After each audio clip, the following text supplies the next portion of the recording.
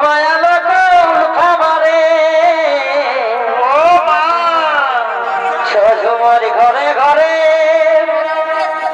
এখন বয়ালো খাবারে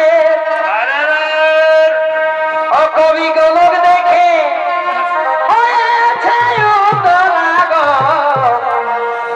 কবি গোলক দেখে